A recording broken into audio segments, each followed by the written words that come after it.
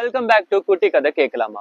போன கதையில கிரேக்க அரசருக்கு இருந்த நோயை குணப்படுத்தின மருத்துவர் டூபனுக்கு பரிசுகளை வாரி கொடுத்த அரசனை அத மாதிரி பண்ணாதீங்க அப்படின்னு பொறாமையில சொன்ன மந்திரிக்கு ராஜா திருப்பி ஒரு கதை சொன்னாரு அப்படின்னு கேள்விப்பட்டோம் இல்லையா.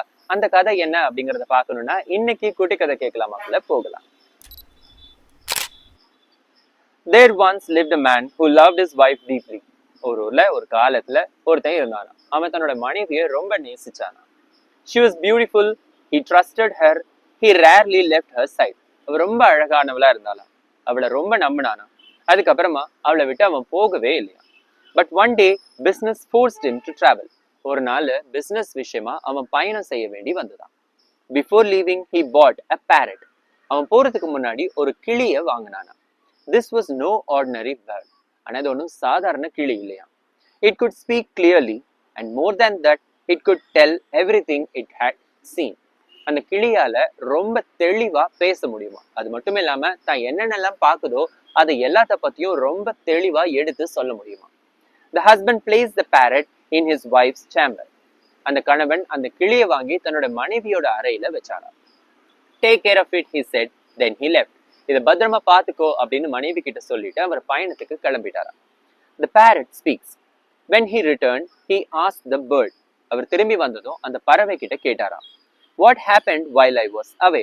நான் வெளியே போயிருந்தப்போ என்ன நடந்துச்சு சொல்லு அப்படின்னு கேட்டாராம். The parrot answered truthfully. அந்த கிளியும் உண்மையை எல்லாம் சொல்ல ஆரம்பிச்சுதான். It described things that angered the husband. அது சொன்ன விஷயங்கள்லாம் ஒரு கணவனை ரொம்ப கோபப்படுத்துற மாதிரியான விஷயங்களா இருந்ததா. He scolded his wife. அவர் உடனே மனைவியை ரொம்ப திட்டினாராம். She was furious. அவங்க ரொம்ப கோபமாயிட்டாங்களாம். She believed a slave had betrayed her. யாரோ ஒரு அடிமை தான் தன்னை ஏமாத்திட்டான் அப்படின்னு அவங்க நினைச்சாங்களாம். But the slaves told her it was the parrot. ஆனா அந்த அடிமைகள்லாம் இல்ல அந்த கிளி தான் சொல்லுச்சு அப்படின்னு அதை காட்டி கொடுத்துட்டாங்களாம். And she decided to take revenge. அதனால அந்த கிளியை பழி வாங்கலான்னு அப்படின்னு அந்த மனைவி முடிவு செஞ்சாங்களாம். The next time her husband left, she gave 3 secret orders. அடுத்த தடவை அவங்களோட கணவன் பயணத்துக்கு போகும்போது 3 கட்டளைகளை கொடுத்தாங்களாம். To one slave, முதல் கட்டளை, அதாவது முதல் அடிமை கிட்ட அவங்க என்ன சொன்னாங்க. Turn a hand mill beneath the cage. அதாவது அந்த கிளியோட கூண்டுக்கு அடியில ஒரு ஹேண்ட் மில், அதாவது ஒரு அரவை மிஷினை வைக்க சொல்றாங்களாம். To another, pour water from above. ரெண்டாவது அடிமை கிட்ட மேல இருந்து தண்ணியை ஊத்துங்க அப்படின்னு சொல்றாங்களாம். To the third, move a mirror before the bird's eyes by candlelight. மூணாவது அடிமை கிட்ட இரவாகும் போது அந்த பறவைக்கு முன்னாடி ஒரு கண்ணாடியை வைங்க அப்படின்னு சொன்னாங்களாம். All night the mill roared like thunder. The water fell like rain. The mirror flashed like lightning. அதுக்கப்புறமா ஒவ்வொரு இரவும் கீழே இருக்கிற அரவை கடபுடன் அரைச்சுக்கிட்டே இருந்தது. அதுக்கப்புறமா மேல இருந்து மழை மாதிரி தண்ணி கொட்டிக்கிட்டே இருந்தது. அதுக்கப்புறமா அந்த கண்ணாடியில அந்த விளக்கோலிகள் எல்லாம் மின்னல் மாதிரி தெரிச்சுக்கிட்டே இருந்ததா. The parrot was confused, terrified, overwhelmed. அந்த கிளி ரொம்ப குழம்பி போயிடுச்சான், ரொம்ப பயந்து போயிடுச்சான். அதுக்கு என்ன நடக்குதுன்னே புரியலையா. The next day the husband returned. அடுத்த நாள் அந்த கணவர் திரும்பி வந்தாரு. What happened last night? He asked. நேத்து ராத்திரி என்னாச்சு அப்படின்னு கேட்டாரா. The parrot replied, My master, the storm was terrible. உடனே அந்த கிளி சொல்லிச்சான், ஐயா நேத்து புயல் ரொம்ப அடிச்சது அப்படின்னு சொல்லிச்சான். There was thunder. அதிகமா இடி இடிச்சது. Lightning, rain, மின்னல் அடிச்சது, மழை பெஞ்சது அப்படின்னு சொன்னாராம். I suffered greatly. எனக்கு ரொம்ப கஷ்டமா போயிடுச்சு அப்படின்னு சொன்னாராம். But the husband knew there had been no storm.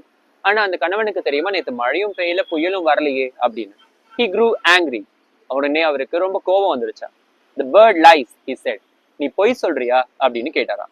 In fury, he threw the parrot to the ground and killed it. அந்த கோவத்துல அந்த பறவையை கூண்டோட தூக்கி கீழே போட்டதுல அந்த பறவை செத்து போயிடுச்சான். Later, the truth came out. அதுக்கப்புறம் தான் உண்மை வெளிவந்தது. The parrot had always spoken truth. அந்த கிளி எப்பயுமே உண்மையை தான் பேசியிருக்கு. The wife had deceived him. ஆனா அவரோட மனைவி தான் அவரை ஏமாத்திருக்காங்க. And the husband repented. அந்த கணவன் ரொம்ப வருத்தப்பட்டாராம். But it was too late. ஆனா அதுக்குள்ள காலம் கடந்துடுச்சு, அந்த பறவையும் இறந்துடுச்சு. When the Greek king finished this tale, he turned to the jealous vizier.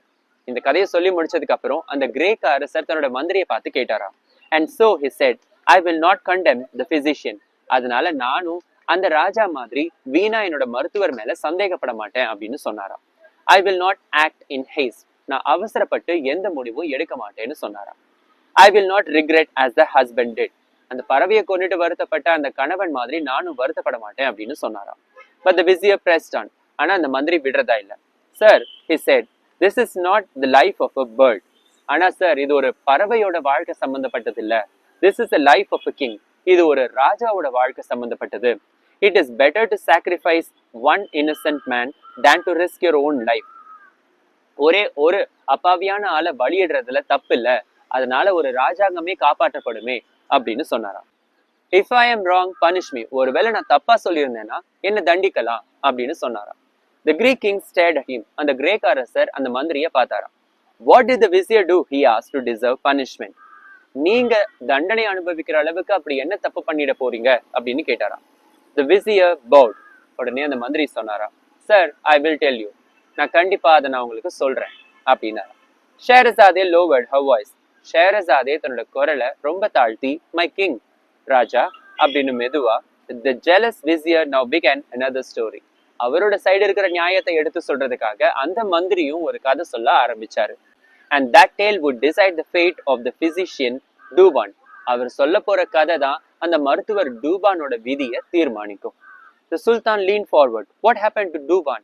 உடனே ஐயோ அந்த தூபானுக்கு என்ன ஆச்சு அப்படின்னு ராஜா ரொம்ப ஆர்வமா கேட்டார். ஷேரசாதே smiled softly. That my king belongs to tomorrow night. அது ராஜா நாளைக்கு ராத்திரி சொல்றேன் அப்படின்னு சொன்னாங்களாம். நாளைக்கு ராத்திரி ஷேரசாதே ராஜா கிட்ட அப்படி என்ன சொல்ல போறாங்க? அந்த மந்திரி சொன்ன கதை மருத்துவர் டூபானோட உயிரை காப்பாத்துச்சா அப்படிங்கறத தெரிஞ்சுக்கிறதுக்கு லைக், ஷேர் அண்ட் கமெண்ட் பண்ணி நம்மளோட குட்டி கதை கேட்கலாமா பேஜை மறக்காம ஃபாலோ பண்ணுங்க. அப்பதான் உங்களுக்கு கதை என்னன்னு தெரியும்.